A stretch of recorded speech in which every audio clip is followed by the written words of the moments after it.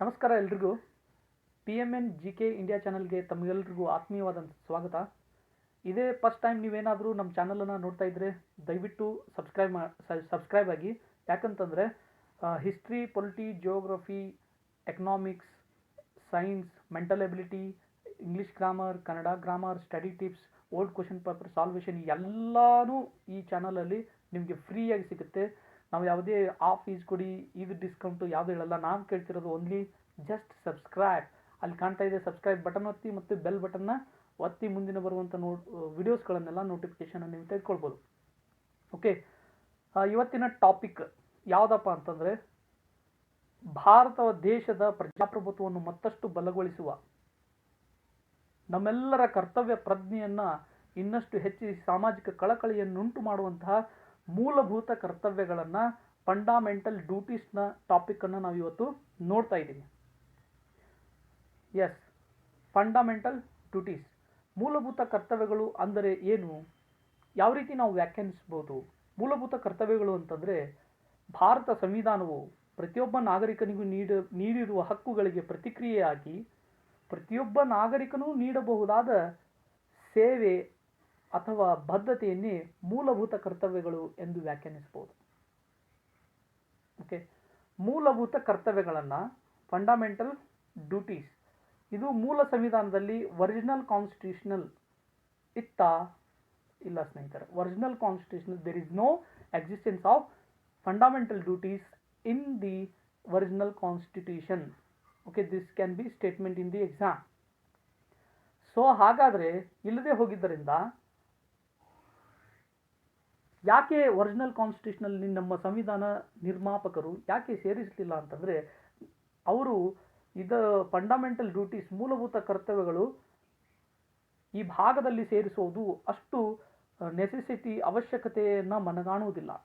So ಹಾಗಾಗಿ ಯಾಕಂತಂದರೆ DPSP, directive principles of state policy, okay, ಇದರಲ್ಲಿ ಮೂಲಭೂತ ಕರ್ತವ್ಯ ಡ್ಯೂಟೀಸ್ಗಳಲ್ಲಿ ಏನು ಹೇಳಬೇಕಾಗಿರೋದೆಯೋ ಅದನ್ನೆಲ್ಲವನ್ನೂ ಕೂಡ ರಾಜ್ಯ ನಿರ್ದೇಶಕ ತತ್ವಗಳಿಗೆ ರಾಜ್ಯ ಸರ್ಕಾರಗಳಿಗೆ ನಿರ್ದೇಶನವನ್ನು ಕೊಟ್ಟಿತ್ತು.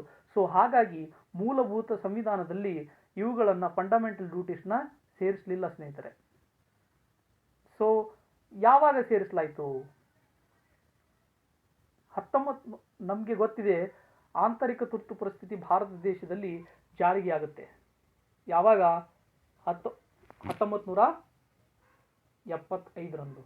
ಸೊ ಇಂಟರ್ನಲ್ ಎಮರ್ಜೆನ್ಸಿ, ಆಂತರಿಕ ತುರ್ತು ಪರಿಸ್ಥಿತಿ ಜಾರಿಗೆ ಆದಾಗ ನಮಗೆ ಮೂಲಭೂತ ಕರ್ತವ್ಯಗಳನ್ನು ನಿಭಾಯಿಸುವಲ್ಲಿ ವಿಫಲರಾಗ್ತೀವಿ ಪ್ರತಿಯೊಬ್ಬ ನಾಗರಿಕರು.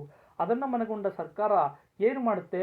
ಮೂಲಭೂತ ಕರ್ತವ್ಯಗಳನ್ನು ಪರಿಪಾಲನೆ ಮಾಡಲೇಬೇಕು ಅಂತ ಇದಕ್ಕೆ ಕುರಿತಾಗಿ ಅಧ್ಯಯನಕ್ಕೋಸ್ಕರ ಮತ್ತು ಸಮಿತಿಯನ್ನು ನೇಮಿಸ್ತಾರೆ. ಆ ಸಮಿತಿ ಹೆಸರೇ very very important. That is ಏನಪ್ಪ ಅಂತಂದರೆ ಸ್ವರ್ಣ ಸಿಂಗ್ ಕಮಿಟಿ. ರೈಟ್?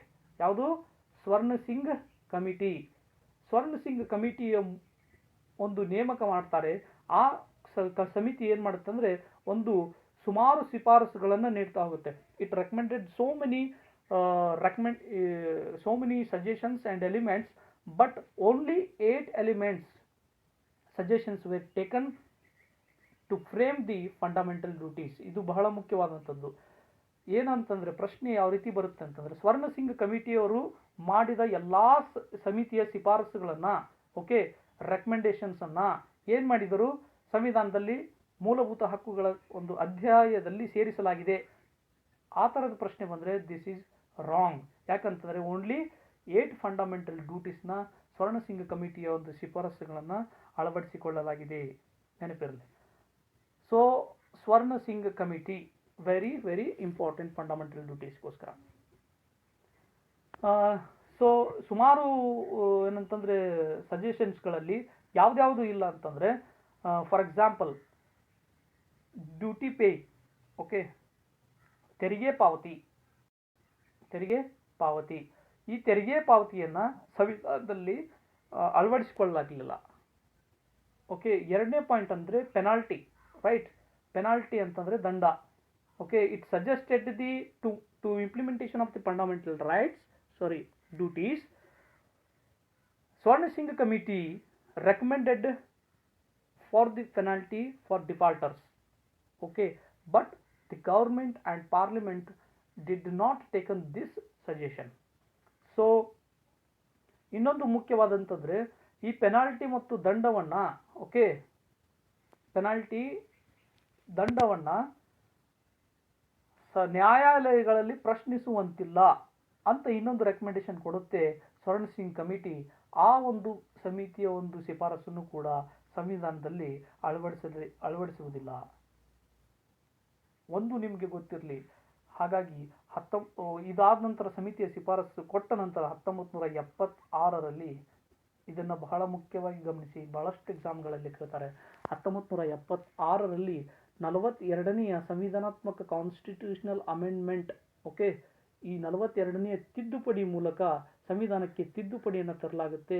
ತಿದ್ದುಪಡಿ ತಂದು ಏನು ಮಾಡಲಾಗುತ್ತೆ ಅಂದರೆ ಹೊಸ ಒಂದು ಅಧ್ಯಾಯವನ್ನು, ಚಾಪ್ಟರನ್ನು ಆ್ಯಡ್ ಮಾಡ್ತಾರೆ. Okay, that is fundamental duties part 4A. Okay, ಈ ಒಂದು ಅಧ್ಯಾಯವನ್ನು ಆ್ಯಡ್ ಮಾಡ್ತಾರೆ. ಜೊತೆಗೆ ಒಂದೇ ಒಂದು ಆರ್ಟಿಕಲ್, ಒಂದು ವಿಧಿಯನ್ನು ಸೇರಿಸಲಾಗುತ್ತೆ, ದಟ್ ಈಸ್ 51A. ಓಕೆ, ಇದು ಫಂಡಮೆಂಟಲ್ ಡ್ಯೂಟೀಸ್ನ ಸಂವಿಧಾನದಲ್ಲಿ ಅಳವಡಿಸಿಕೊಳ್ಳಲಾಗುತ್ತೆ ಸ್ನೇಹಿತರೆ. ಇನ್ನೊಂದು ಬಹಳ ಮುಖ್ಯವಾದಂತಹ ವಿಷಯ ಏನಂತಂದ್ರೆ, ಬಹಳಷ್ಟು ಪುಸ್ತಕಗಳಲ್ಲಿ ಕೂಡ ಈ ಮಾಹಿತಿ ಇಲ್ಲ. ಏನಪ್ಪಾ ಅಂತಂದ್ರೆ, ಯಾವಾಗ ಜಾರಿಗೆ ಬಂತು ಅಂದ್ರೆ 1977, ಗಮನವಿಟ್ಟು ಕೇಳಿ, 1977 ಜನವರಿ 3ರಂದು ಏನಂತಂದ್ರೆ ಫಂಡಮೆಂಟಲ್ ಡ್ಯೂಟೀಸ್ ಜಾರಿಯಾಗುತ್ತೆ ನಮ್ಮ ಭಾರತ ದೇಶದಲ್ಲಿ. ಬಹಳಷ್ಟು ಎಕ್ಸಾಮ್ಸ್ಗಳಲ್ಲಿ, ಪುಸ್ತಕಗಳಲ್ಲಿ ಈ ಮಾಹಿತಿ ಲಭ್ಯವಿಲ್ಲ. ಇಂಡಿಯನ್ ಪೊಲಿಟಿ ಬಹಳ ಕ್ಲಿಷ್ಟಕರವಾದಂಥ ಪ್ರಶ್ನೆಗಳನ್ನು ಕೇಳ್ತಾ ಇದ್ದಾರೆ ಪರೀಕ್ಷೆಗಳಲ್ಲಿ. ಹಾಗಾಗಿ ಈ ಥರದ ಒಂದು ಮಾಹಿತಿಗಳು ಕೂಡ ನಮಗೆ ಬಹಳ ಸೂಕ್ಷ್ಮ ಅಂತ ಅನಿಸ್ಕೊಳುತ್ತೆ. ಸೊ ಗಮನವಿಟ್ಟು ನಾವು ಇದನ್ನು ಪಾಯಿಂಟ್ ಔಟ್ ಮಾಡ್ಕೋಬೇಕು. ರೈಟ್, ಸರಿ. ಸ್ವರ್ಣ ಸಿಂಗ್ ಕಮಿಟಿ, ಇದು ಆಲ್ ಓವರ್ ಸ್ವರ್ಣ ಸಿಂಗ್ ಕಮಿಟಿ ಅಂತ ಗೊತ್ತಾಯಿತು. ಮುಂದೆ ನಾವು ಫಂಡಮೆಂಟಲ್ ಡ್ಯೂಟೀಸ್ನ ವಿವರವಾಗಿ ಅಧ್ಯಯನ ಮಾಡ್ತಾ ಹೋಗೋಣ.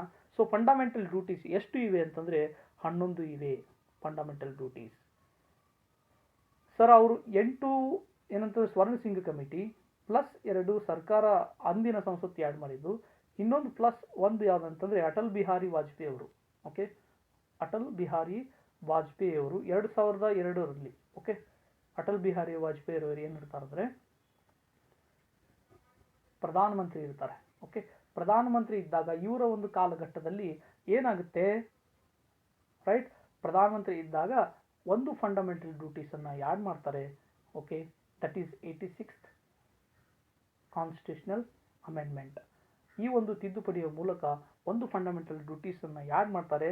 ಅದು ಯಾವುದಪ್ಪ ಅಂತಂದರೆ 14 ವರ್ಷದ ಮಕ್ಕಳಿಗೆ, ಕೆಳಗಿನ ಮಕ್ಕಳಿಗೆ ಫ್ರೀ ಎಜುಕೇಷನ್, ಓಕೆ, ಉಚಿತ ಮತ್ತು ಕಂಪಲ್ಸರಿ ಕಡ್ಡಾಯ ಶಿಕ್ಷಣವನ್ನು ಕೊಡುವುದು ಪ್ರತಿಯೊಬ್ಬ ಪಾಲಕರ ಕರ್ತವ್ಯ, ಪೋಷಕರ ಕರ್ತವ್ಯ ಅಂತ ಇನ್ನೊಂದು ಫಂಡಮೆಂಟಲ್ ಡ್ಯೂಟೀಸನ್ನು ಆ್ಯಡ್ ಮಾಡುತ್ತೆ. ಓಕೆ, ಸೊ ನಾವು we can discuss 11 fundamental duties with tricks. Okay, with tricks. ಒಂದು ಸಾರಿ ನೀವು ಈ ಟ್ರಿಕ್ ತಗೊಂಡು ಅಧ್ಯಯನ ಮಾಡಿದರೆ ಪದೇ ಪದೇ ಓದುವಂಥ ಅವಶ್ಯಕತೆ ಬರುವುದಿಲ್ಲ. ಈ ಟ್ರಿಕ್ ಯಾಕಪ್ಪ ಅಂತಂದರೆ, ಬಹಳಷ್ಟು ನಾವೇನು ಮಾಡ್ತೀವಿ ಅಂದರೆ ನಮಗೆ ಫಂಡಮೆಂಟಲ್ ಡ್ಯೂಟೀಸ್ ಇಲ್ಲದನ್ನು ಸೇರಿಸಿ, ಓಕೆ, ಇದು ಸರಿನಾ ತಪ್ಪಾ ಅಂತ ಎಕ್ಸಾಮ್ಸ್ಗಳಲ್ಲಿ ಕೇಳ್ತಾರೆ. ಸ್ಟೇಟ್ಮೆಂಟ್ ವೈಸು ಇಲ್ಲದನ್ನು ಕೊಟ್ಟು correct incorrect, number 1 is right, 1 correct, okay, ಎರಡನೇ ಆಪ್ಷನಲ್ಲಿ ಎ ಬಿ ರೈಟ್, ಓಕೆ, ಇಲ್ಲಿ ಎ ರೈಟ್, ಮೂರನೇ ಆಪ್ಷನ್ನಲ್ಲಿ ಸಿ ಓನ್ಲಿ, ಈ ಥರದ ಒಂದು ಪ್ರಶ್ನೆಗಳನ್ನು ಕೂಡ ಕೇಳಲಾಗುತ್ತೆ IAS ಮತ್ತು KAS ಅಲ್ಲಿ. ಓಕೆ, ಶಾರ್ಟ್ ಆಗಿ ಲೋವರ್ ಗ್ರೇಡ್ ಹುದ್ದೆಗಳಲ್ಲೂ ಕೂಡ ಕೇಳ್ತಾ ಇರ್ತಾರೆ. ಸೊ ಫಂಡಮೆಂಟಲ್ ಡ್ಯೂಟೀಸ್ ಅಂದ್ರೇನು, ಯಾವಾಗ ಸೇರಿಸಲಾಯಿತು, ಇದೆಲ್ಲ ವಿವರವಾಗಿ ನೋಡಿದ್ದೀವಿ. ಈಗ ಒಂದೊಂದನ್ನು ಹಂತವಾಗಿ ನೋಡ್ತಾ ಹೋಗೋಣ. ನಾನು ಹೇಳೋದನ್ನು ಕೂಡ ನೀವು ಏನು ಮಾಡಿ, ಇಮ್ಯಾಜಿನರಿ ಮಾಡ್ತಾ ಹೋಗಬೇಕಾಗುತ್ತೆ. ಇಮ್ಯಾಜಿನರಿನೂ ಆಗ್ಬೋದು, ಇದ್ರ ಜೊತೆಗೆ ನಾವು ಕಲಿತಾನೂ ಹೋಗೋಣ, ಎರಡೂ ಆಗಲಿ. ಓಕೆ, ಸಮಯದ ಅಭಾವನೂ ಕೂಡ ಆಗೋದು ಬೇಡ. ಎಸ್, ನಾನು ಹೇಳ್ತಿರೋದು ಫಂಡಮೆಂಟಲ್ ಡ್ಯೂಟೀಸ್. ಆಗಸ್ಟ್ 15 ನಾವೆಲ್ಲರೂ ಆಚರಿಸ್ತಾ ಇರ್ತೀವಿ. ಓಕೆ, ಕಾಲೇಜಲ್ಲಿ ಅಥವಾ ಸ್ಕೂಲ್ಸ್ಗಳಲ್ಲಿ ಮಿಸ್ ಮಾಡದೆ ನಾವು ಅಟೆಂಡ್ ಆಗ್ತಾ ಇರ್ತೀವಿ. ಸೊ ಅವತ್ತು ಒಂದು ಆಗಸ್ಟ್ 15 ದಿನ, ಆಗಸ್ಟ್ 15ರ ಒಂದು ದಿನಾಚರಣೆ. ನಾವೇನು ಮಾಡ್ತೀವಿ ಅಂತಂದರೆ ಫ್ಲ್ಯಾಗ್ ಹೋಸ್ಟಿಂಗ್ ಮಾಡ್ತೀವಿ. ಓಕೆ, ಫ್ಲ್ಯಾಗ್ ಹೋಸ್ಟಿಂಗ್ ಇದೇನಂದ್ರೆ ಧ್ವಜದ ಕಂಬ. ಓಕೆ, ಇದನ್ನು ಏನಂತಂದರೆ this is flag. Okay, this is only for imaginatory. This is flag. ಇಲ್ಲೇನಂದರೆ ನಾವು ತಿಳ್ಕೊ ಸಂವಿಧಾನದ ಪುಸ್ತಕವಿದೆ.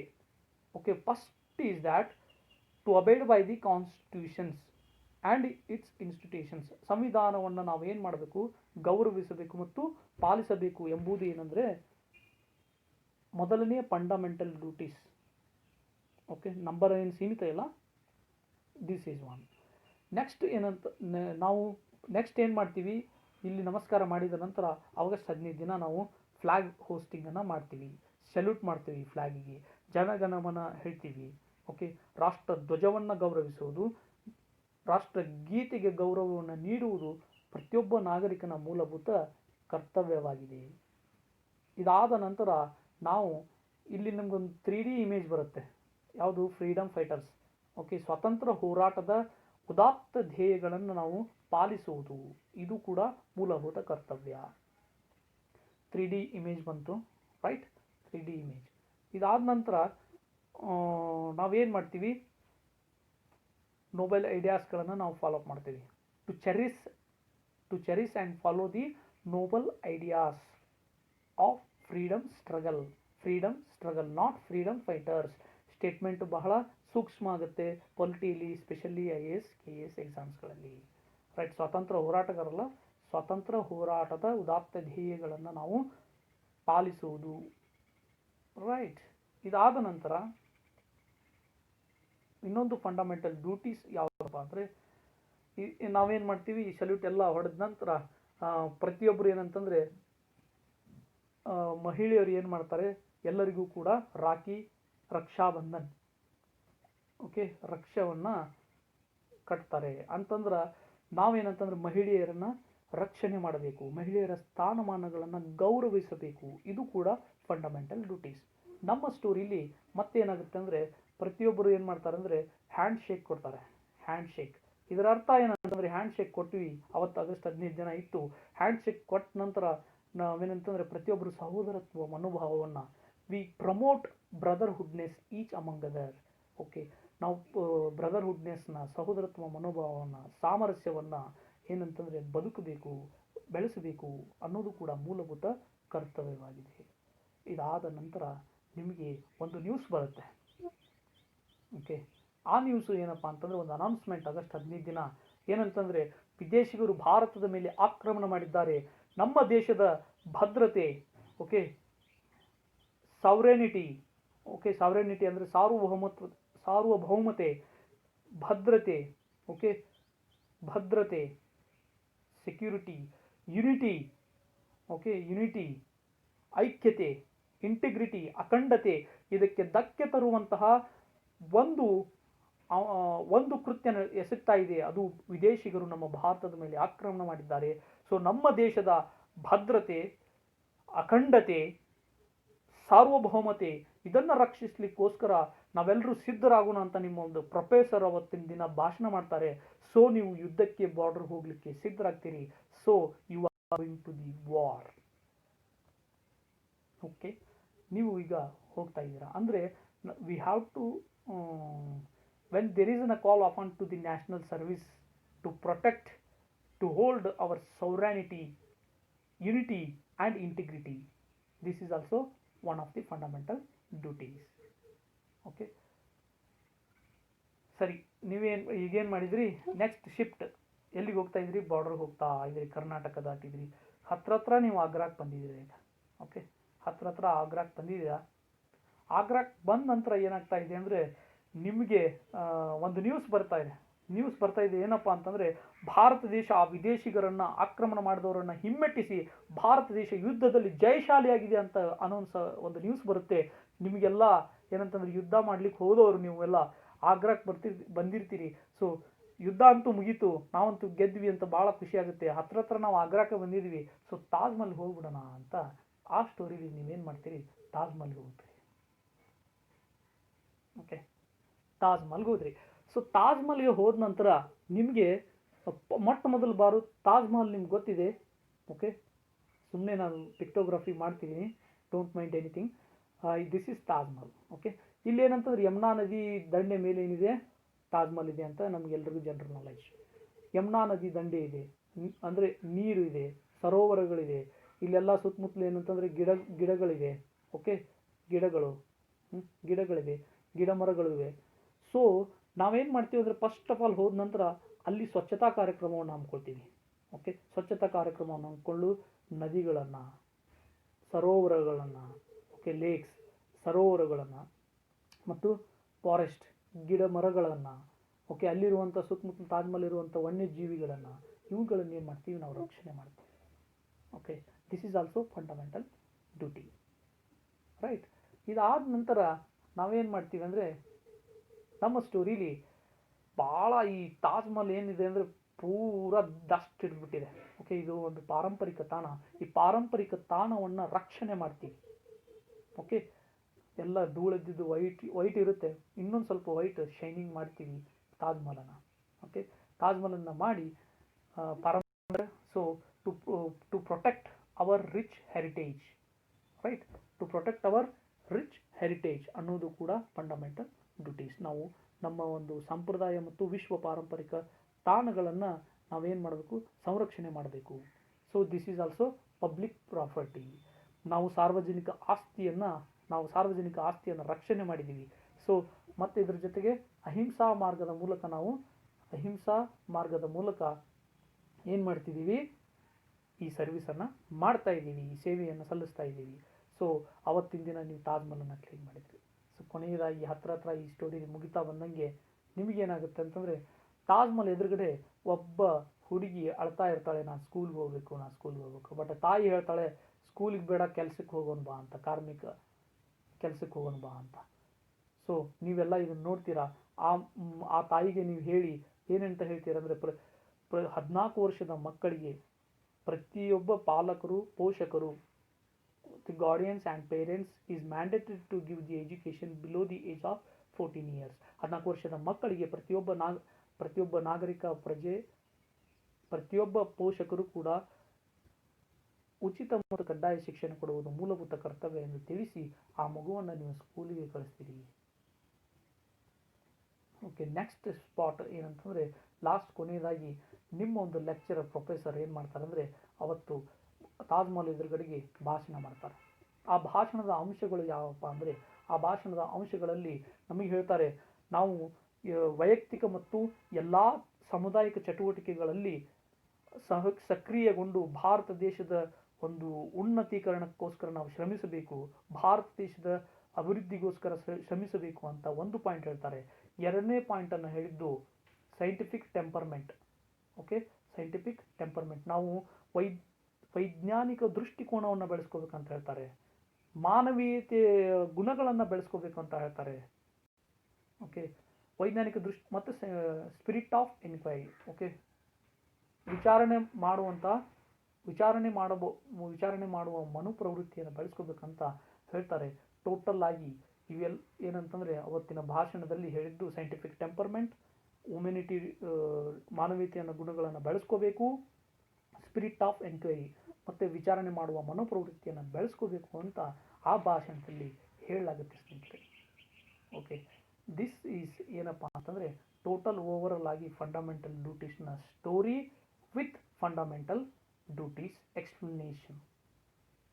ಯಾಕಂತಂದರೆ ನಮಗೆಲ್ಲ ಸರ್ವೇ ಸಾಮಾನ್ಯವಾಗಿ ಗೊತ್ತಿರುತ್ತೆ, ಇವುಗಳನ್ನು ಸಂರಕ್ಷಣೆ ಮಾಡಬೇಕು ಅನ್ನೋದು, ವನ್ಯಜೀವಿಗಳ ಸಂರಕ್ಷಣೆ ಇಂಥದ್ರಲ್ಲಿ ಏನು ಸ್ಪೆಷಲ್ ಆಗಿ ಹೇಳೋದಿಲ್ಲ. ಬಟ್ ಎಲ್ಲ ಪಾಯಿಂಟ್ಸ್ಗಳನ್ನು ನಾವು ಅಕ್ಯುರೇಟಾಗಿ ಫಂಡಮೆಂಟಲ್ ಡ್ಯೂಟೀಸ್ ಹೌದೋ ಅಲ್ವೋ ಅಂತಂದು ಅಕ್ಯುರೇಟಾಗಿ ಸ್ಪೀಡಾಗಿ ನಾವು ಎಕ್ಸಾಮ್ಗಳಲ್ಲಿ ಆನ್ಸರ್ ಮಾಡ್ಬೇಕಂದ್ರೆ ಈ ಥರದ್ದು ಒಂದು ಟ್ರಿಕ್ಕಿಯಾಗಿ ಹೋಗೋದು ಬಹಳ ಉತ್ತಮ.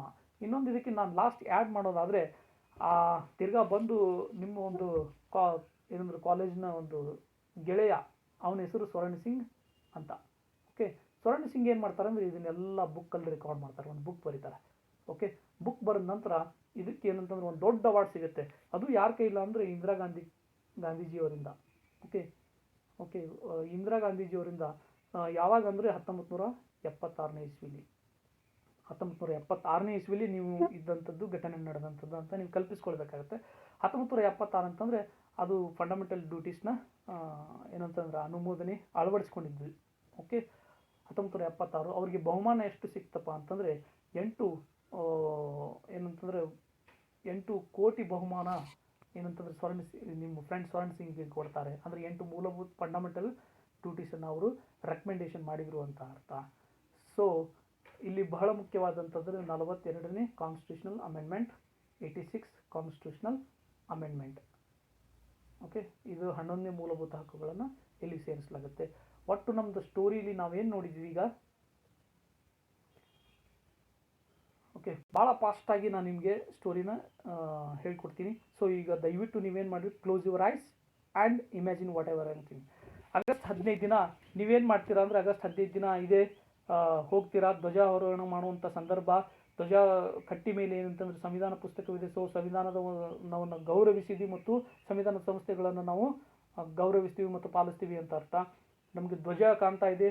ಸೊ ಧ್ವಜವನ್ನು ನಾವು ನ್ಯಾಷನಲ್ ಫ್ಲಾಗನ್ನು ರಕ್ಷಣೆ ಮಾಡಬೇಕು ಅನ್ನೋದಂತ ಅರ್ಥ. ರಾಷ್ಟ್ರಗೀತೆ ಗೌರವಿಸಬೇಕು. ಮತ್ತು ನಮ್ಮ cherish the noble ideas of the freedom struggle. ಧ್ವಜದಲ್ಲಿ ಏನಂದ್ರೆ ಸ್ವಾತಂತ್ರ್ಯ ಹೋರಾಟಗಾರರ 3D ಇಮೇಜಸ್ಗಳು ಬರ್ತಾ ಇವೆ. ಸೊ ಸ್ವತಂತ್ರ ಹೋರಾಟಗಾರರ ಏನಂತಂದ್ರೆ ನಾವು ತತ್ವಗಳ ಆದರ್ಶಗಳನ್ನು ಪಾಲಿಸಬೇಕು. ಇದಾದ ನಂತರ ರಾಖಿ ಕಟ್ಟುವಂಥ ಸಂದರ್ಭ. ಪ್ರತಿಯೊಬ್ಬರು ಏನಂತಂದರೆ ಮಹಿಳೆಯರ ಸ್ಥಾನಮಾನ ಗೌರವವನ್ನು ಕಾಪಾಡಬೇಕು. ಅದಾದ ನಂತರ ಪ್ರತಿಯೊಬ್ಬರು ಹ್ಯಾಂಡ್ ಶೇಕ್ ಕೊಡುವಂಥ ಸಹೋದರತ್ವ ಮನೋಭಾವವನ್ನು ನಾವು, ಮಾನವೀಯತೆಯ ಗುಣಗಳನ್ನು ನಾವು ಬೆಳೆಸ್ಕೋಬೇಕು ಅಂತ ಅರ್ಥ. ಇಷ್ಟೊತ್ತಿಗಾಗಲೇ ನಿಮ್ಗೆ ಏನಾದರೂ ಒಂದು ಕರೆ ಬರುತ್ತೆ.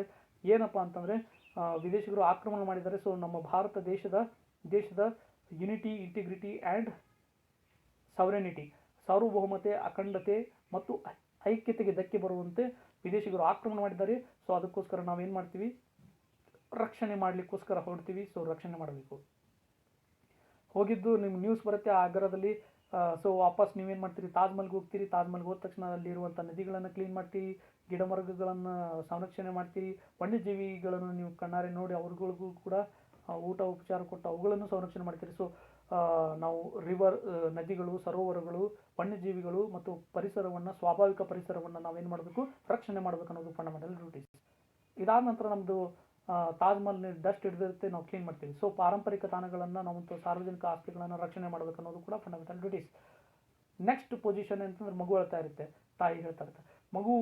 ಮಗುಗೆ ಏನಂತಂದ್ರೆ ಅಳ್ತಿರುವಂಥ ತಾಯಿಗೆ ನೀವು ಬುದ್ಧಿ ಹೇಳಿ 14 ವರ್ಷದ ಮಕ್ಕಳಿಗೆ ಎಲ್ಲರೂ ಪಾಲಕರು ಮತ್ತು ಏನಂತಂದ್ರೆ ಕಡ್ಡಾಯವಾದ ಶಿಕ್ಷಣ ಮತ್ತು ಉಚಿತ ಶಿಕ್ಷಣ ಕೊಡುವುದು ಕಡ್ಡಾಯ ಅಂತಂದು ನೀವೇನು ಮಾಡ್ತೀರಿ, ಅವ್ರಿಗೆ ತಿಳಿ ಹೇಳ್ತೀರಿ. ಇದಾದ ನಂತರ ನಿಮ್ಮ ಪ್ರೊಫೆಸರ್ ಏನು ಮಾಡ್ತಾರೆ, ಪ್ರೊಫೆಸರು ನೆಕ್ಸ್ಟ್ ಏನಂತಾರೆ ಭಾಷಣ ಮಾಡ್ತಾರೆ. ಭಾಷಣದಲ್ಲಿ ಅವ್ರು ಹೇಳ್ತಾರೆ ಅಂದರೆ ವೈಜ್ಞಾನಿಕ ಮನೋಭಾವವನ್ನು ಬೆಳೆಸ್ಕೋಬೇಕು, ಸೈಂಟಿಫಿಕ್ ಟೆಂಪರ್ಮೆಂಟನ್ನು ಬೆಳೆಸ್ಕೋಬೇಕು, ಸೈಂಟಿಫಿಕ್ ವಿಷನ್. ನೆಕ್ಸ್ಟ್ ಅವ್ರು ಏನು ಹೇಳ್ತಾರೆ ಅಂದರೆ ಮಾನವೀಯತೆ ಗುಣಗಳನ್ನು ಬೆಳೆಸ್ಕೋಬೇಕು, ಸ್ಪಿರಿಟ್ ಆಫ್ ಎನ್ಕ್ವೈರಿ ಗುಣಗಳನ್ನು ಬೆಳೆಸ್ಕೋಬೇಕು ಅಂತ ಅವ್ರು ಹೇಳ್ತಾರೆ. So this is also fundamental duties. ಇದಾದ ನಂತರ ಏನಂತಂದರೆ ಟೋಟಲ್ ಆಗಿ ವಾಪಸ್ ಬರ್ತೀರ. ನೀವು ಬಂದ ನಂತರ ನೀವು ಸ್ವರ್ಣ ಸಿಂಗ್ ಅನ್ನೋರು ಏನಾದರೂ ಒಂದು ಪುಸ್ತಕ ಬರೀತಾರೆ. ಆ ಪುಸ್ತಕಕ್ಕೋಸ್ಕರ ಏನಂತಂದ್ರೆ ಇಂದಿರಾ ಗಾಂಧಿ ಅವರು ನಿಮ್ಗೇನು ಮಾಡ್ತಾರೆ, 1976ರಲ್ಲಿ ನಿಮ್ಮ ಸಹಪಾಠಿಗೆ ಏನು ಅಂತಂದರೆ ಬಹುಮಾನ ಕೊಡ್ತಾರೆ. ಸೊ 8 ಕೋಟಿ ಬಹುಮಾನವನ್ನು ಕೊಟ್ಟರು. ಅಂದರೆ 8 ಫಂಡಮೆಂಟಲ್ ಡ್ಯೂಟೀಸ್ಗಳನ್ನು ಆ್ಯಡ್ ಮಾಡಿದರು. ಸೊ ಮತ್ತೆ 2 ನೀವು ತಿದ್ದುಪಡಿಗಳನ್ನು ಮಾಡ್ತೀವಿ. ತಿದ್ದುಪಡಿ ಮಾಡಿ ನಿಮ್ಮದೊಂದು ಆರ್ಟಿಕಲ್ ಸೇರಿಸ್ತೀರಿ. ಒಂದು 86ನೇ ತಿದ್ದುಪಡಿ ಮಾಡಿ ಆರ್ಟಿಕಲ್ ಸೇರಿಸ್ತೀರಿ 2002ರಲ್ಲಿ. ಓಕೆ, 42ನೇ ತಿದ್ದುಪಡಿ ಅಂತೂ ನಿಮ್ಗೆ ಗೊತ್ತಾಗಿದೆ. ಸೊ ಟೋಟಲ್ ಆಗಿ ಫಂಡಮೆಂಟಲ್ ಡ್ಯೂಟೀಸ್ನ ಒಂದು ಸವಿಸ್ತಾರವನ್ನು ನಾವು ಇಮ್ಯಾಜಿನೇಟಿ ಮಾಡಿ ಯಾವುದನ್ನು ಬಿಡದೇನೆ ನಾವು ನಿಖರವಾಗಿ ಆನ್ಸರ್ ಮಾಡಲು ಈ ಸ್ಟೋರಿಯ ಜೊತೆಗೆ ನಾವು ಜೊತೆಗೆ ಕಲ್ತಿದ್ದೀವಿ. ಈಗ ನೆಕ್ಸ್ಟು ಏನು ನೋಡೋಣ ಅಂತಂದರೆ ಈ ಒಂದು ಲಕ್ಷಣಗಳನ್ನು ನೋಡೋಣ, ಕ್ರಿಟಿಸಿಸಮ್ ನೋಡೋಣ ಮತ್ತು ವರ್ಮಾ ಕಮಿಟಿ ಅಂತ ಬರುತ್ತೆ, ಅದ್ರ ಬಗ್ಗೆ ಕುರಿತಾಗಿ ನೋಡ್ತಾ ಹೋಗೋಣ.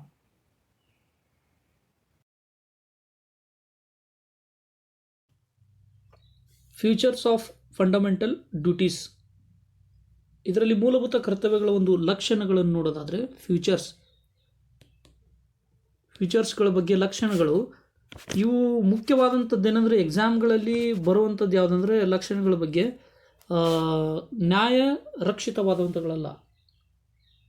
ಫಂಡಮೆಂಟಲ್ ಡ್ಯೂಟೀಸ್ ನಾನ್ ಜಸ್ಟಿಸಿಬಲ್, ವೆರಿ ಇಂಪಾರ್ಟೆಂಟ್. ಎಕ್ಸಾಮ್ ಸ್ಟೇಟ್ಮೆಂಟ್ಗಳಲ್ಲಿ ಕೇಳ್ತಾರೆ. ನಾನ್ ಜಸ್ಟಿಸಿಬಲ್ ಅಂತಂತಂದರೆ ಏನು ಅಂದರೆ ನಾವು ಕೋರ್ಟ್ಗಳಲ್ಲಿ, ನ್ಯಾಯಾಲಯಗಳಲ್ಲಿ ಇವುಗಳ ಒಂದು ಅನುಷ್ಠಾನಕ್ಕೋಸ್ಕರ ಏನಂದ್ರೆ ಪ್ರಶ್ನೆ ಮಾಡುವಂತಿಲ್ಲ. ನಾನ್ ಜಸ್ಟಿಸಿಬಲ್, ಕಾನೂನಿನ ಬೆಂಬಲವಿಲ್ಲ ಅಂತ ಅರ್ಥ ಆಗುತ್ತೆ ಸ್ನೇಹಿತರೆ. ಮತ್ತು ನಾವು ಏನಂದ್ರೆ fundamental duties, okay, available only for the citizens. Okay, ನಮ್ಮದೇನು ಇಂಡಿಯನ್ ಸಿಟಿಜನ್ ಭಾರತೀಯ ನಾಗರಿಕರಿಗೆ ಮಾತ್ರ ಏನಂತಂದರೆ ಫಂಡಮೆಂಟಲ್ ಡ್ಯೂಟೀಸ್ ಇದೆ, ಇಂಡಿಯನ್ ಸಿಟಿಜನ್ಸ್ಗೆ ಮಾತ್ರ ಇರುವಂಥದ್ದು. ಇದಾದ ನಂತರ ಕೆಲವೊಂದಿಷ್ಟು ಏನಂತಂದ್ರೆ ಫಂಡಮೆಂಟಲ್ ಡ್ಯೂಟೀಸು ಸಿವಿಕ್ ಡ್ಯೂಟೀಸ್ಗಳಿವೆ. ಓಕೆ, ಅಂದರೆ ನಾಗರಿಕ ಮೂಲಭೂತ ಕರ್ತವ್ಯಗಳು ಮತ್ತು ಕೆಲವೊಂದಿಷ್ಟು ಮಾರಲ್ ಡ್ಯೂಟೀಸ್ಗಳಿವೆ, ಅಂದರೆ ನೈತಿಕ ಕರ್ತವ್ಯಗಳು ಕೂಡ ಇವೆ. ಸಿವಿಕ್ ಡ್ಯೂಟಿ ಅಂತಂದರೆ ಫಾರ್ ಎಕ್ಸಾಂಪಲ್ ನಾವು ನಾಗರಿಕರಾಗಿ ಮಾಡಲೇಬೇಕಂತಂದ್ರೆ ನ್ಯಾಷನಲ್ ಫ್ಲಾಗಿಗೆ ನಾವು ಗೌರವ ಕೊಡೋದಾಗಿರ್ಬೋದು, ರಾಷ್ಟ್ರಗೀತೆ ಏನಂದ್ರೆ ಹಾಡುವುದಾಗಿರ್ಬೋದು, ಇವುಗಳಿಗೆ ನಾವೇನಂದರೆ ಗೌರವ ಕೊಡೋದು, ಈ ಕರ್ತವ್ಯವನ್ನು ಪಾಲಿಸೋದು ಏನಾಗುತ್ತೆ ಅಂದರೆ ಸಿವಿಕ್ ಡ್ಯೂಟಿ ಆಗುತ್ತೆ. ಇನ್ನು ಏನಂದ್ರೆ ಮಾರಲ್ ಅಂತಂದರೆ ನಾವೇನು ಮಾಡಿದ್ವಿ, ಹ್ಯುಮ್ಯಾನಿಟಿ ಬೆಳೆಸ್ಕೊಳ್ಳೋದು. ಓಕೆ, ಮಾನವೀಯತೆಯನ್ನು ಬೆಳೆಸ್ಕೊಳ್ಳೋದು, ಸಹೋದರತ್ವ ಮನೋಭಾವವನ್ನು ಉಂಟು ಮಾಡೋದು, ಮಹಿಳೆಯರ ಸ್ಥಾನಮಾನಗಳನ್ನು ರಕ್ಷಣೆ ಮಾಡೋದು. ಈ ಒಂದು ಮೂಲಭೂತ ಕರ್ತವ್ಯಗಳು ಏನಾಗುತ್ತೆ, ಮೂಲಭೂತ ಕರ್ತವ್ಯಗಳು ಅಲ್ಟಿಮೇಟ್ಲಿ ಮಾರಲ್ ಬೇಸ್ಡ್ ಡ್ಯೂಟೀಸ್ ಅಂತ ನಾವು ನಿರ್ಧಾರ ಮಾಡ್ಬೋದು. ಓಕೆ, ಇವೇನಂತಂದರೆ features of fundamental duties. Criticism ಏನಪ್ಪ ಅಂದರೆ ವಿಮರ್ಶೆ, ಕ್ರಿಟಿಸಿಸಮ್ ಆನ್ ಫಂಡಮೆಂಟಲ್ ಡ್ಯೂಟೀಸ್, ವಿಮರ್ಶೆ. ಫಂಡಮೆಂಟಲ್ ಡ್ಯೂಟೀಸ್ನ ಕ್ರಿಟಿಸಿಸಮ್ ಮೊದಲನೇ ಪಾಯಿಂಟ್ ಏನಂತಂದರೆ ಸ್ವರ್ಣ ಸಿಂಗ್ ಕಮಿಟಿಯವರು ಮಾಡಿದಂಥ ಎಲ್ಲ ಸಮಿತಿಯ ಶಿಫಾರಸುಗಳನ್ನು ಸಂವಿಧಾನದಲ್ಲಿ ಅಳವಡಿಸಲಿಲ್ಲ. ಓಕೆ, 8 ಶಿಫಾರಸುಗಳನ್ನು ಅಳವಡಿಸಲಾಯಿತು. ಉದಾಹರಣೆಗೆ ಯಾವುದಪ್ಪ ಅಂತಂದರೆ duty to pay taxes. Okay, duty to pay taxes ಅಂತಂದರೆ ತೆರಿಗೆ ಪಾವತಿಯ ಒಂದು ಮೂಲಭೂತ ಕರ್ತವ್ಯವನ್ನು ಮಾಡಬೇಕು ಅಂತ ಸ್ವರ್ಣ ಸಿಂಗ್ ಕಮಿಟಿಯವರು ಕೊಟ್ಟಾಗ ಆ ಒಂದು ಮೂಲಭೂತ ಕರ್ತವ್ಯವನ್ನು ನಾವು ಸಂವಿಧಾನದಲ್ಲಿ ಅಳವಡಿಸಿಕೊಳ್ಳದೇ ಇರುವುದು ಒಂದು ಕ್ರಿಟಿಸಿಸಮ್ ಆಗಿ ಉಳಿದುಕೊಂಡಿದೆ. ಓಕೆ, ಇನ್ನೊಂದು ಮುಖ್ಯವಾಗಿ ಹೇಳೋದಾದರೆ ಕೆಲವೊಂದಿಷ್ಟು ವರ್ಡ್ಸ್ಗಳಿವೆ ಸಂವಿಧಾನದಲ್ಲಿ, ನೋಬೆಲ್ ಐಡಿಯಾಸ್, ಉದಾತ್ತ ಧ್ಯೇಯಗಳು. ಇವು ಏನು ಅಂತಂದು ಟರ್ಮಿನಾಲಜಿನ ನಾವು ಸರಿಯಾಗಿ ಏನಂತಂದರೆ ವ್ಯಾಖ್ಯಾನ ಮಾಡಿಲ್ಲ. ಇನ್ನೊಂದು ಹೇಳೋದಾದರೆ ಕಂಪೋಸಿಟ್ ಕಲ್ಚರ್ ಅಂತ ಬರುತ್ತೆ. ಕಂಪೋಸಿಟ್ ಕಲ್ಚರ್ ಅಂದರೆ ಯಾವ ಥರ ಅಂತಂದೂ ಕೂಡ ಹೇಳಿಲ್ಲ. ಸೊ ಸಂವಿಧಾನದ ಮೂಲಭೂತ ಹಕ್ಕುಗಳಲ್ಲಿ ಸೇರಿಸಲಾದಂಥ ಕೆಲವೊಂದಿಷ್ಟು ಏನಂದರೆ ಟರ್ಮಿನಾಲಜಿಸ್ಗಳನ್ನು ಸೈಂಟಿಫಿಕ್ ಟೆಂಪರ್ ಆಗಿರ್ಬೋದು, ಉದಾಹರಣೆಗೆ ವಿವರವಾಗಿ ಏನಂತಂದರೆ ಸರಿಯಾಗಿ ವ್ಯಾಖ್ಯಾನಿಸಿಲ್ಲ ಅನ್ನೋದು ಕೂಡ ಇನ್ನೊಂದು ವಿಮರ್ಶೆ ಆಗುತ್ತೆ. ಇದಾದ ನಂತರ ಕೆಲವೊಂದು ಇದಕ್ಕೇನಂದರೆ ನಮ್ಗೆ ಗೊತ್ತಿರುವಂತೆ ನಾನ್ ಜಸ್ಟಿಸಬಲ್, ಇದಕ್ಕೆ ಯಾವುದೇ ರೀತಿ ಕಾನೂನಿನ ಬೆಂಬಲ ಇಲ್ಲ.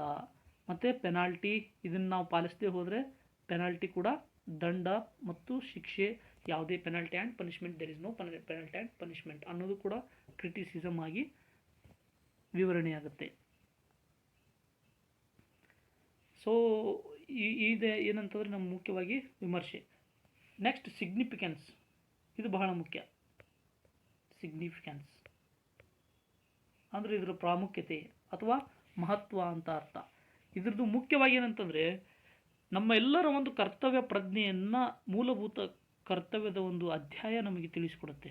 ಓಕೆ, ನಾವು ನಾಗರಿಕ ಒಂದು ಸಮಾಜದ ಕಳಕಳಿಯನ್ನು ನಮಗೇನು ಮಾಡುತ್ತೆ, ತಿಳಿಯಪಡಿಸುತ್ತದೆ. ಸೋಷಿಯಲ್ ರೆಸ್ಪಾನ್ಸಿಬಿಲಿಟಿನ, okay, social responsibility for every citizen. Okay, ಮತ್ತು ನಮಗೇನು ಮಾಡುತ್ತೆ ಅಂದರೆ warning against anti national and anti social activities. Okay, anti social activities ಏನಂತಂದರೆ ಇದಕ್ಕೇನಂದರೆ ಕಡಿವಾಣವನ್ನು ಹಾಕುತ್ತೆ. ಇಟ್ಸ್ ವಾರ್ನ್, ಯಾಕಂದರೆ ನಾವು ಫಂಡಮೆಂಟಲ್ ಡ್ಯೂಟೀಸ್, ನಮ್ಮ ಮೂಲಭೂತ ಕರ್ತವ್ಯ, ಈ ಆ್ಯಂಟಿ ಆ್ಯಕ್ಟಿವಿಟೀಸ್ಗಳನ್ನು ನಾವು ಮಾಡಬಾರ್ದು. ಓಕೆ, ಮತ್ತು destroying, for example destroying the public property. Okay, ಇವು ಆ್ಯಂಟಿ ಎಲಿಮಿನೇಷನ್ ಆಗುತ್ತೆ. ಓಕೆ, ನಮ್ಮ ಒಂದು ರಾಷ್ಟ್ರಧ್ವಜಕ್ಕೆ ಅಗೌರವ ಮತ್ತು ಚ್ಯುತಿ ತರುವುದು ಕೂಡ ಆ್ಯಂಟಿ ನ್ಯಾಷನಲ್ ಆ್ಯಕ್ಟಿವಿಟಿ ಅಂತ ಅನಿಸ್ಕೊಳ್ಳುತ್ತೆ. ಸೊ ಇವುಗಳಿಗೆ ಏನಂತ ಮಾಡದೇ ಇರುವಂತೆ ಮೂಲಭೂತ ಕರ್ತವ್ಯ ತಡೆ ಹಿಡಿಯುತ್ತದೆ.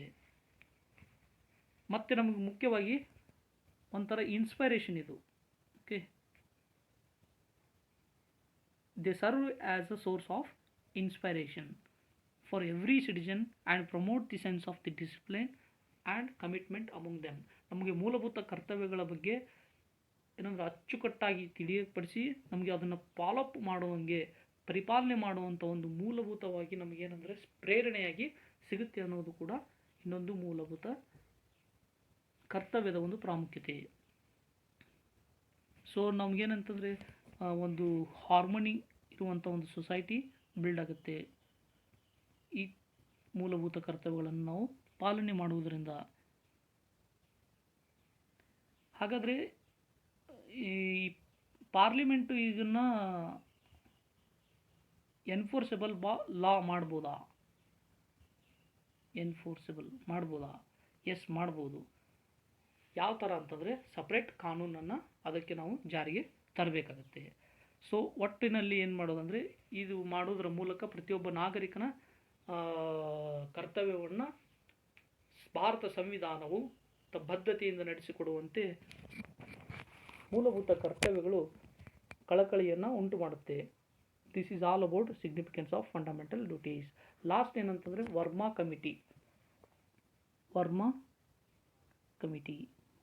ಕಮಿಟಿ ಏನಂತಂದರೆ ಇದು ಯಾವುದೇ ರೀತಿ ಶಿಫಾರಸುಗಳನ್ನೇನು ಮಾಡದೆ ಹೋದ್ರೂ ಓಕೆ, ಇದ್ರದ್ದೇನೆಂದರೆ ಅಬ್ಸರ್ವೇಷನ್ ಅಂತ ಕರಿತೀವಿ. Verma committee observation.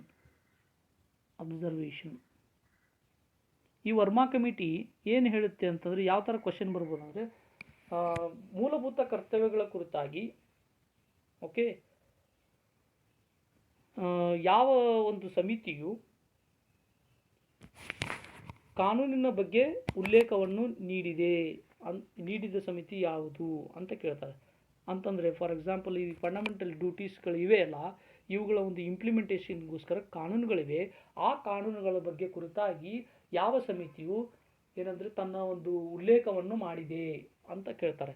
ಸೊ ಇದು ವರ್ಮಾ ಕಮಿಟಿ ಯಾವ್ಯಾವ ಅಬ್ಸರ್ವೇಷನ್ ಮಾಡಿದೆ ಅಂದರೆ 1971 ಆ್ಯಕ್ಟ್. ಮತ್ತು ಇನ್ನೊಂದು ಪ್ರಶ್ನೆ ಏನಂದರೆ ಮೂಲಭೂತ ಕರ್ತವ್ಯಗಳನ್ನು ಎನ್ಫೋರ್ಸ್ಮೆಂಟ್ ಮಾಡಲಿಕ್ಕೋಸ್ಕರ ಅಂದರೆ ಅನುಷ್ಠಾನಗೊಳಿಸಲಿಕ್ಕೋಸ್ಕರ ಭಾರತದ ಸಂಸತ್ತು ಯಾವ ರೀತಿ ಪ್ರಯತ್ನ ಮತ್ತು ಶಾಸನಗಳನ್ನು ಹೊರಡಿಸಿದೆ ಅಂತ ಏನಾದರೂ ಪ್ರಶ್ನೆ ಮೈನ್ಸಲ್ಲಿ ಬಂದರೆ ಇದು ಕೂಡ ಹೆಲ್ಪ್ ಆಗುತ್ತೆ. ಮತ್ತು ಕೆಲವೊಂದು ಸಾರಿ ನಾವೇನೆಂದರೆ ಈ PC ಮತ್ತು ಪೊಲೀಸ್ ಡಿಪಾರ್ಟ್ಮೆಂಟಿಗೆ ಸಂಬಂಧಪಟ್ಟಂಥ ಎಕ್ಸಾಮ್ಸ್ಗಳಲ್ಲಿ ನಾವು ಕೆಲವೊಂದಿಷ್ಟು ಕಾನೂನುಗಳ ಬಗ್ಗೆ ಮೂಲಭೂತ ಕರ್ತವ್ಯಗಳಿಗೆ ಸಂಬಂಧಪಟ್ಟಂಥ ಕಾನೂನುಗಳನ್ನು ಪ್ರಶ್ನೆಯಾಗಿ ನಾವು ಎದುರಿಸಲೇಬೇಕಾಗುತ್ತೆ. ಸೊ ಅಂಥವುಗಳನ್ನು ಇವಾಗ ನಾವು ನೋಡ್ತಾ ಹೋಗೋಣ. 1971 prevention of insults to national honour act. Okay, national honour act. Next ನಮಗೆಲ್ರಿಗೂ ಗೊತ್ತಿರೋದು 19 ವೈಲ್ಡ್ ಲೈಫ್ ಸೆಂಚುರಿ ಆ್ಯಕ್ಟ್, ವನ್ಯಜೀವಿಗಳ ರಕ್ಷಣಾ ಕಾಯ್ದೆ. ವನ್ಯಜೀವಿಗಳ ರಕ್ಷಣಾ ಕಾಯ್ದೆಯ ಮೂಲಕ wildlife sanctuary act, protection act 1972 ವನ್ಯಜೀವಿಗಳನ್ನು ರಕ್ಷಣೆ ಮಾಡಬೇಕು. ಇದು ಏನಂದ್ರೆ ಮೂಲಭೂತ ಕರ್ತವ್ಯ ಅನ್ನೋದು ನಿಮ್ಗೆ ಗೊತ್ತೇ ಇದೆ. ಇನ್ನೊಂದು ಬಹಳ ಮುಖ್ಯ ಎಕ್ಸಾಮ್ಸ್ಗಳಲ್ಲಿ ಕೇಳ್ತಾ ಇರ್ತಾರೆ, ಫಾರೆಸ್ಟ್ ಕನ್ಸರ್ವೇಷನ್ ಆ್ಯಕ್ಟ್. ಓಕೆ, ಪರಿಸರ ಸಂರಕ್ಷಣಾ ಕಾಯ್ದೆ 1980. ಇದು ಒಂದು ಮೂಲಭೂತ ಕರ್ತವ್ಯ ಅನ್ನೋದು ನಮಗೂ ಕೂಡ ಗೊತ್ತು. ಸೊ ಹಾಗಾಗಿ ಇದು ಎನ್ಫೋರ್ಸ್ಮೆಂಟ್ ಆಫ್ ಫಂಡಮೆಂಟಲ್ ಡ್ಯೂಟೀಸ್. ಮತ್ತೆ ನಾವು ಎನ್ಫೋರ್ಸ್ಮೆಂಟ್ ಅಂತಂದರೆ ರೀಪ್ರೆಸೆಂಟೇಟಿವ್ ಪೀಪಲ್ಸ್ ಆ್ಯಕ್ಟನ್ನು ಉದಾಹರಣೆಯಾಗಿ ಕೊಡ್ಬೋದು. 1951 ರೀಪ್ರೆಸೆಂಟೇಷನ್ ಆಫ್ ಪೀಪಲ್ಸ್ ಆ್ಯಕ್ಟ್, ಜನಪ್ರತಿನಿಧಿ ಕಾಯ್ದೆ ಅಂತ ಕರಿತೀವಿ. ಇದ್ರ ಮೂಲಕ ಏನಂತಂದರೆ ನಮ್ಮದು ವಿವಿಧವಾದಂಥ ಏನಂದರೆ ರಿಲಿಜನ್ನು, ಭಾಷೆ, ಓಕೆ, ಜನಾಂಗ, ಜಾತಿಯನ್ನು ಹೊಂದಿದಂಥ ಜನರಿರುವಂಥ ನಾವು ಪ್ರತಿಯೊಬ್ಬ ಪ್ರಜೆಗೆ ಮತ್ತು ಸಾಮಾಜಿಕ ಸಮಾನತೆಯನ್ನು ಕಾಪಾಡುವಂತೆ ರೀಪ್ರೆಸೆಂಟೇಟಿವ್ ಪೀಪಲ್ಸ್ ಆಫ್ ಇಂಡಿಯಾ ಏನು ಮಾಡ್ತಿದೆ ಆ್ಯಕ್ಟಲ್ಲಿ ಲೆಜಿಸ್ಲೇಚರ್ಸ್ ಕಾನೂನುಗಳ ರಚನಾಕಾರರಿಗೆ, ಶಾಸನ ರಚನಾಕಾರರಿಗೆ, ಪಾರ್ಲಿಮೆಂಟ್ಗೆ ತನ್ನ ನಿರ್ದೇಶನವನ್ನು ಕೊಡುತ್ತದೆ. ಇನ್ನೊಂದು IPC ಸೆಕ್ಷನ್ ಬಗ್ಗೆ ಹೇಳೋದಾದರೆ ಇಂಡಿಯನ್ ಪಿನಲ್ ಕೋಡ್. ಇದೇನಂತಂದರೆ ನ್ಯಾಷನಲ್ ಇಂಟಿಗ್ರೇಷನ್, ನಮ್ಮ ಒಂದು ನ್ಯಾಷನಲ್ ಇಂಟಿಗ್ರೇಷನ್ ಅಂದರೆ ದೇಶದ ಒಂದು ಅಖಂಡತೆಗೆ ಏನಾದರೂ ಧಕ್ಕೆ ತರುವಂಥ ಕೃತ್ಯಗಳನ್ನು ಎಸಗಿದರೆ ಅದನ್ನೇನು ಮಾಡ್ಬೋದು, ಶಿಕ್ಷೆ ನೀಡಬಹುದು. ಇಟ್ಸ್ ಪನಿಷಬಲ್ ಅಫೆನ್ಸ್ ಅಂತ ಕನ್ಸಿಡರ್ ಆಗುತ್ತೆ. Okay, this is IPC section. ಲಾಸ್ಟ್ನೇದಾಗಿ ಪ್ರೊಟೆಕ್ಷನ್ ಆಫ್ ಸಿವಿಲ್ ರೈಟ್ಸ್ 1955 ನಾಗರಿಕ ಸಂರಕ್ಷಣಾ ಕಾಯ್ದೆ. ಇದರಲ್ಲಿ ಏನು ಹೇಳ್ತಂದರೆ ಜಾತಿ ಧರ್ಮ ಇವುಗಳಂತಂದ್ರೆ ಭೇದ ಮಾಡದೇ ನಾವೆಲ್ಲರೂ ಸಹೋದರತ್ವ ಮನೋಭಾವ ಮತ್ತು ಹಾರ್ಮೋನಿ ಭ್ರಾತೃತ್ವ ಮನೋಭಾವದಿಂದ ಸಮಾಜದಲ್ಲಿ ಬದುಕಬೇಕು ಅನ್ನೋದನ್ನು prevention of civil rights act ತಿಳಿಸಿಕೊಡಿಸುತ್ತೆ. ಸೊ ಇದು ಫಂಡಮೆಂಟಲ್ ಡ್ಯೂಟೀಸ್ನ ಒಂದು ಎನ್ಫೋರ್ಸ್ಮೆಂಟ್ ಆ್ಯಕ್ಟ್ ಆಗಿದೆ. ಸೊ ಇಲ್ಲಿವರೆಗೂ ನಾವು ವಿವರವಾಗಿ ನೋಡಿದ್ವಿ. ಲಾಸ್ಟ್ ಕೊನೆಯದಾಗಿ ಫಂಡಮೆಂಟಲ್ ಡ್ಯೂಟೀಸ್, ಅಹಿಂಸಾ ಮಾರ್ಗವನ್ನು ಫಾಲೋಅಪ್ ಮಾಡುವುದು ಹೌದಾ? ಅಹಿಂಸಾ ಮಾರ್ಗವನ್ನು ಪಾಲನೆ ಮಾಡುವುದು. ಎಸ್, ಇದು ಸರಿಯಾದ ಉತ್ತರ. ಎಕ್ಸಾಮ್ಸ್ಗಳಲ್ಲಿ ನಮಗೆ ಏನಂತಂದರೆ ಕೆಲವೊಂದು ಸಾರಿ ಮಿಸ್ ಆಗೋ ಚಾನ್ಸಸ್ ಇರುತ್ತೆ. ಮಾನವೀಯತೆ ಗುಣಗಳನ್ನು ಬೆಳೆಸುವುದು. ಓಕೆ, ಇದು ಸರಿಯಾಗಿದೆ. ಸಾರ್ವಜನಿಕ ಆಸ್ತಿಯನ್ನು ರಕ್ಷಣೆ ಮಾಡುವುದು ಅಷ್ಟು ಸೂಕ್ಷ್ಮ ಅಲ್ಲ, ಸರ್ವೇ ಸಾಮಾನ್ಯವಾಗಿ ಗೊತ್ತಾಗುತ್ತೆ. ಸೊ ಈ ರೀತಿ ನಾವು ಸೂಕ್ಷ್ಮ ಸಂಗತಿಗಳನ್ನು ಕೂಡ ಫಂಡಮೆಂಟಲ್ ಡ್ಯೂಟೀಸ್ನ ಅರ್ಥ ಮಾಡ್ಕೋಬೇಕು. ಮತ್ತು fundamental duties versus fundamental rights, ಇದು ಕೂಡ ಏನಂತಂದರೆ ಫಂಡಮೆಂಟಲ್ ಡ್ಯೂಟೀಸ್ ಏನಂತಂದರೆ ಕ್ವಶನ್ಸ್ಗಳು ಫ್ರೇಮ್ ಆಗ್ತಿರುತ್ತೆ, ಅದಕ್ಕೆ ಏನು ವ್ಯತ್ಯಾಸ ಅಂತ. ಸೊ ಟೋಟಲ್ ಆಗಿ ಈ ಸೆಷನ್ನಲ್ಲಿ ನಾವೇನು ಮಾಡಿದ್ವಿ, ಫಂಡಮೆಂಟಲ್ ಡ್ಯೂಟೀಸ್ನ ವಿವರವಾಗಿ ನೋಡಿದ್ವಿ. ಸೊ ಮುಂದಿನ ಒಂದು ಕ್ಲಾಸಲ್ಲಿ ಇನ್ನೂ ಉಳಿದ ಇಂಡಿಯನ್ ಪೊಲಿಟಿಕ್ಸ್ ಸಂಬಂಧಪಟ್ಟಂಥ ಚಾಪ್ಟರ್ಸ್ಗಳನ್ನು ಅಧ್ಯಯನ ಮಾಡ್ತಾ ಹೋಗೋಣ. ಸೊ ಲೈಕ್ ಮಾಡಿ, ಶೇರ್ ಮಾಡಿ, ಸಬ್ಸ್ಕ್ರೈಬ್ ಮಾಡಿ, ಮತ್ತು ಕಾಮೆಂಟ್ ಕೂಡ ನೀವು ಮಾಡಬಹುದು. ಸೊ ಈ ಸೆಷನ್ನ ಎಂಡ್ ಅಪ್ ಮಾಡೋಣ. Let's see next session.